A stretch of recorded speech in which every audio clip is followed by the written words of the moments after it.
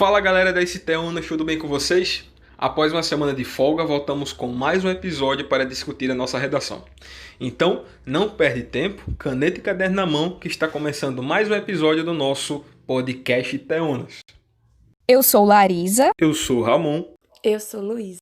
Essa semana convidamos os professores Diego Soares e Wellin Sena para debater sobre um tema extremamente pertinente, principalmente nessa época. Jeitinho brasileiro, as consequências das pequenas corrupções no dia a dia. Vamos lá? O tema dessa semana é extremamente pertinente e necessário. Afinal, diariamente somos bombardeados com notícias sobre a corrupção na política. E, infelizmente, acabamos nos acostumando a associar o significado de corrupção apenas a esse setor. Mas quando eu furo fila, sonego impostos e faço uso de pequenas vantagens para me dar bem, não seria isso também uma forma de corrupção? Para falar mais sobre o assunto, temos o prazer de convidar o professor Diego. Diego, bem-vindo ao nosso podcast. Obrigado às professoras Larisa e Luísa e ao professor Ramon pelo convite. Satisfação enorme poder contribuir com a 28ª semana do Desafio de Redação Nota 1000, cujo tema é o jeitinho brasileiro, as consequências das pequenas corrupções no dia a dia. Discussão esta bastante atual e que abarca não só a classe política, mas todas as camadas sociais.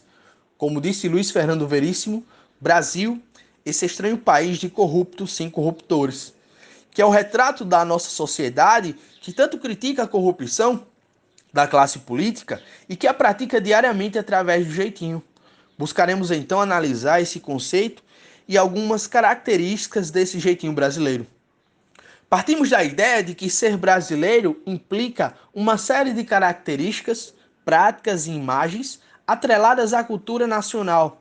E um dos traços marcantes da identidade nacional é o jeitinho brasileiro, ou seja, o jeito, o modo de fazer algo, a habilidade, a aptidão, disposição, ou a forma como se contorna determinadas situações.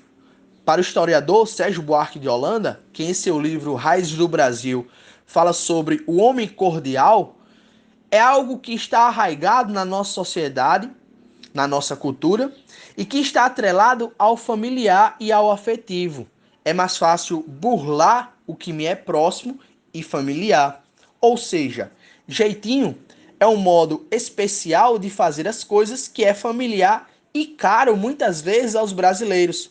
E geralmente essas características não se identificam em quaisquer povos. Alguns pesquisadores apontam que o jeitinho pode ser positivo, por exemplo, um favor, e também pode versar para o lado negativo, tornando-se corrupção.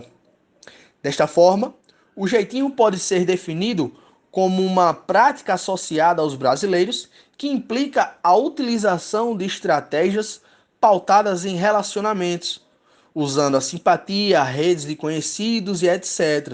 E que o indivíduo utiliza também da criatividade para obter vantagens pessoais.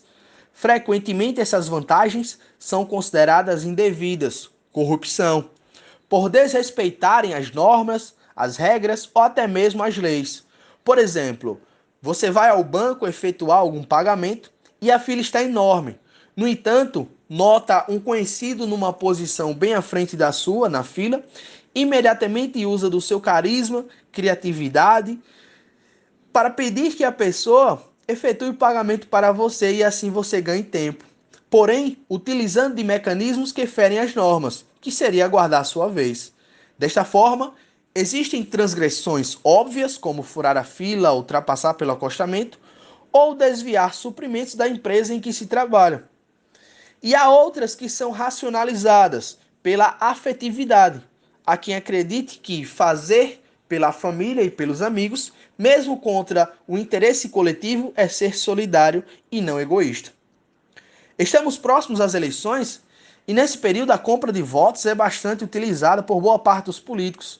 E muitos eleitores acabam sucumbindo e utilizando o jeitinho brasileiro, vendendo seu voto em troca de recursos materiais, elegendo assim políticos corruptos, aos quais esses serão criticados pelas próprias pessoas que o elegeram, naquele momento da compra do voto. Se analisarmos o jeitinho brasileiro, ele atinge todas as camadas sociais e se explica por meio do suposto patrimonialismo, que seria um Estado sem distinção entre os limites do público e o privado. Segundo o historiador Raimundo Faoro, esta é uma herança do mundo ibérico, quando o Estado absolutista português fora construído através da exploração da máquina pública pela classe política, e que teria se reproduzido aqui no Brasil e se tornado tradição na política brasileira, o uso da máquina pública, do Estado, para fins privados pela classe política. Por exemplo, desviar verbas, esconder dinheiro na cueca, utilizar a aeronave presidencial para transportar parentes para casamento. Podemos citar também o familismo, que seria a prioridade do favorecimento a familiares na sociedade brasileira.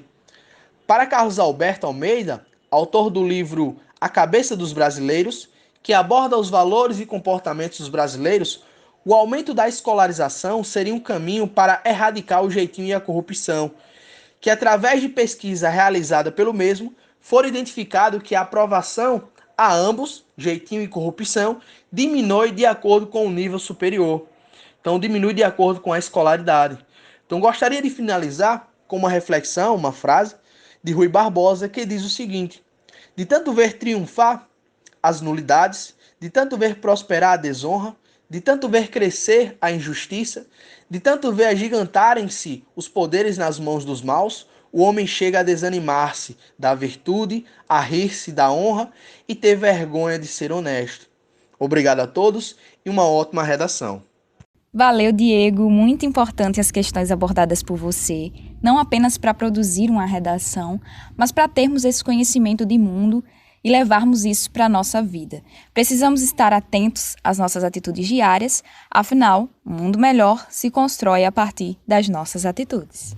E agora nós convidamos a professora Wellen Sena para dar sua contribuição sobre o tema. Seja bem-vinda, Wellen. Estamos muito felizes em poder ter a sua contribuição sobre esse tema tão importante. Olá, protas, tudo bem? Aqui quem fala é a professora Wellen Sena de História e é um prazer estar com vocês hoje participando do desafio da redação Nota 1000, cujo tema é o jeitinho brasileiro, as consequências das pequenas corrupções no dia a dia.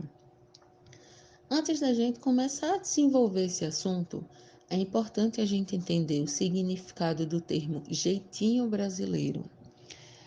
Ele se refere a condutas praticadas por brasileiros, nesse caso, que agem sempre visando tirar algum tipo de vantagem nas situações ou burlam alguma regra buscando exclusivamente o benefício pessoal. É importante a gente entender que esse jeitinho não é uma exclusividade apenas do Brasil ou do seu povo. Em vários países, as pessoas, em maior ou em menor quantidade, com maior ou menor frequência, também se utilizam de variadas práticas visando apenas se beneficiar.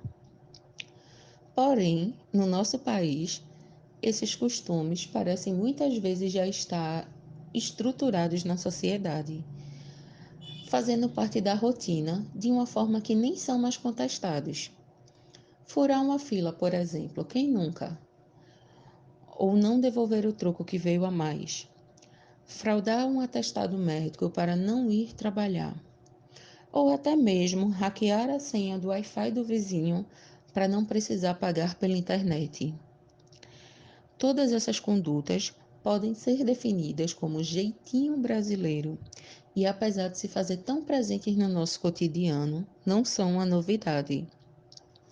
Ao longo da história do Brasil, se fizeram presentes em variados momentos de diversas formas, como, por exemplo, com a vinda da família real. Assim que a corte portuguesa chegou ao Brasil, ainda no século XIX, logo abriu os portos a outras nações, estimulando a importação de produtos europeus e favorecendo as relações comerciais. Nesse contexto, muitos brasileiros e portugueses que comercializavam produtos na região acabaram enriquecendo, só que de uma forma não muito honesta. Eles acabavam repassando a estrangeiros e viajantes produtos sem grande valia ou com baixíssima qualidade como se fosse outra coisa. Por exemplo, imitações de vidro como se fossem diamantes, madeira barata, como se fosse o pau-brasil, que naquela época valia muito. E assim, a necessidade de tentar tirar vantagem a todo custo acabava sendo registrado nos livros da história e se fazia presente na construção da sociedade brasileira, contribuindo para normalizar certas condutas e naturalizar a corrupção e práticas ilegais tão presentes no nosso cotidiano e na atualidade. Muito obrigado, Ellen. As dicas dadas tanto por você quanto por Diego vão ser muito valiosas para nossos alunos. Certeza que vai todo mundo arrasar na redação. Então, galera, ficamos por aqui com mais um episódio do podcast Teonas. Deixem as dúvidas nos comentários, compartilhem o vídeo com os colegas e se você ainda não é inscrito no nosso canal, inscreva-se agora mesmo e ativa logo o sininho para não perder nenhuma das nossas novidades. E o mais importante, lembrem-se de escrever a redação dessa semana sobre o tema discutido. Até o próximo podcast!